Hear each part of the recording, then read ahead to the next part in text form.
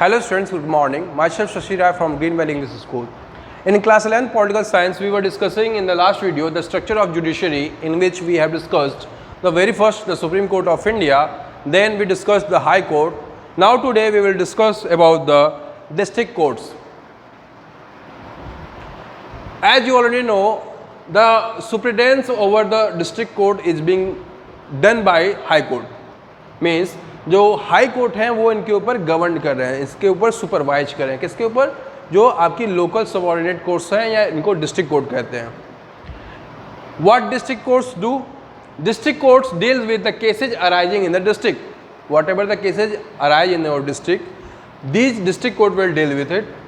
Considers appeals on decision given by lower courts. जो district court होती हैं इनके नीचे भी सबऑर्डिनेट कोर्ट्स होती हैं, इनके द्वारा जो डिसीजन होता है उसके ऊपर कंसिडर या जो अपीलेट अथॉरिटी जो होती है वो इनके पास आती है, डिस्ट्रिक्ट कोर्ट के पास.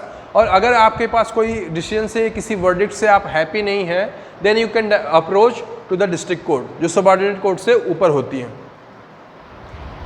Decides cases involving serious criminal offences.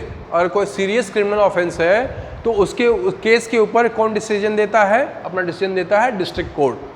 Now the last court is subordinate court, जो इस डिस्ट्रिक्ट कोर्ट में अंदर नीचे आती है. इसके subordinate court considered cases of civil and criminal nature. Subordinate court का काम बस यही है कि वो रेक्टिफाई करते हैं, वो बताते हैं कि ये सिविल केस है कि क्रिमिनल केस है. और ज़रूरी नहीं है कि देश में हर जगह सबऑर्डिनेट कोर्ट्स ही हों, बहुत जगह बस 3 ही लेवल पे ख़त्म हो जाती हैं. It depends on the state structure. Her state का अपना अलग जुडिशियल स्ट्रक्चर भी है, उसके ऊपर डिपेंड करता है. और सबऑर्डिनेट कोर्ट का एक ही मूलभूत काम है, जो फंडामेंटल वर्क है वो यही है, they consider the cases of civil and criminal nature. उनका नेचर क्या है केसेज का, उसको डिसाइड करके बस ये आगे फॉरवर्ड कर देते हैं. Now we will see further. The very first thing is jurisdiction of supreme court. What is the jurisdiction of supreme court?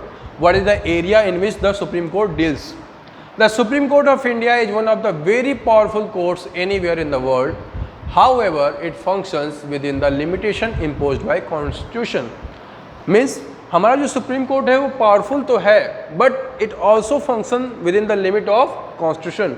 ऐसा नहीं कि कॉन्स्टिट्यूशन से ऊपर होकर ये बात काम करते हैं या फंक्शन करते हैं. The function and responsibilities of supreme court are defined by the constitution. और क्या क्या हमारे फंक्शन होंगे सुप्रीम कोर्ट के, उनकी क्या क्या रिस्पॉन्सिबिलिटीज होंगी, it is already defined by our constitution. The supreme court has specified jurisdiction और scope of powers.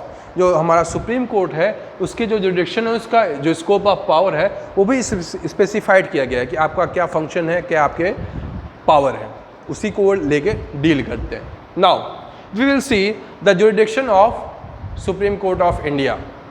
The very first one is the original jurisdiction. आपको यहाँ पे देखना होगा ओरिजिनल जुरिडिक्शन है, appellate, advisory and the last one special powers. इसके बारे में हम बाद में बात करेंगे. सबसे पहले ओरिजिनल के बारे में बात करते हैं कि सुप्रीम कोर्ट का जो ओरिजिनल जुरिडिक्शन है वो किस में है.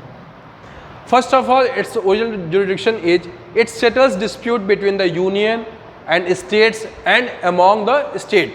दैट मीन्स अगर स्टेट गवर्नमेंट और यूनियन गवर्नमेंट में कोई झगड़ा हो जाता है, किसी बात को लेके विवाद है, कोई डिस्प्यूट है, उसको सॉर्ट आउट कौन करेगा? Supreme court.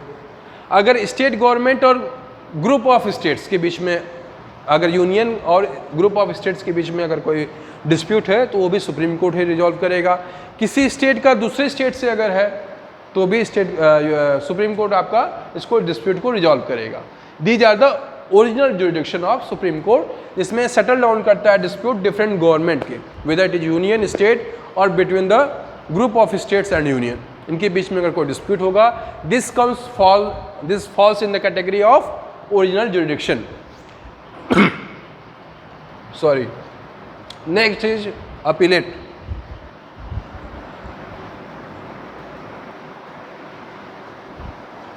Next is appellate. Tries appeals from lower courts in civil, criminal and constitutional cases. That means if you are not satisfied with some kind of verdict given by the lower and the subordinate courts or the high courts of the different states, then you can appeal to the Supreme Court. और ये जो cases होने चाहिए वो criminal, civil और constitutional cases में भी इसकी सुनवाई डायरेक्ट सुप्रीम कोर्ट में होती है. You are going to appeal in the supreme court.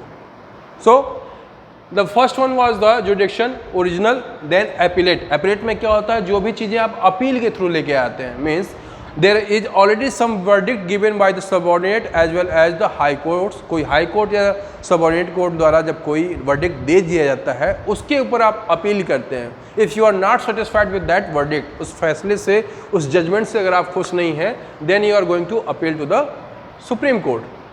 The third one is advisory. This is the jurisdiction of Supreme Court. Supreme Court advises the President on the matters of public importance and law.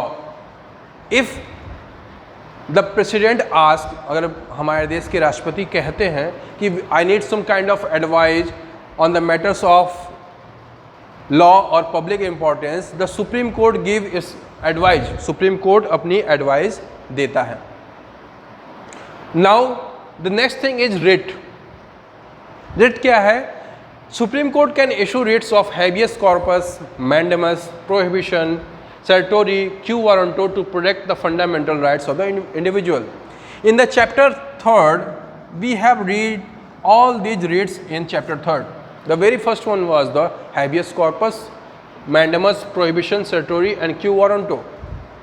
If your fundamental rights are deprived, you can directly approach to High Court as well as Supreme Court as per the Article 32 of your fundamental right, that is right to constitutional remedies, in which you have the power to directly approach to the Supreme Court as well as the High Court of different states if you think any kind of your fundamental rights have been deprived or snatched or violated. In that case, you can directly approach to the Supreme Court and Supreme Court will issue some kind of writ. It is a kind of order to different authorities, and the other orders will be in nature of habeas corpus, mandamus, prohibition, certiorari and quo warranto. So these writs are being issued by whom? Supreme Court. Now the last thing is special powers. Supreme Court can grant special leave to an appeal from any judgment or matter passed by any court in the territory of India. Means ये special power है किसके पास? Supreme court के पास. Supreme court क्या कर सकता है?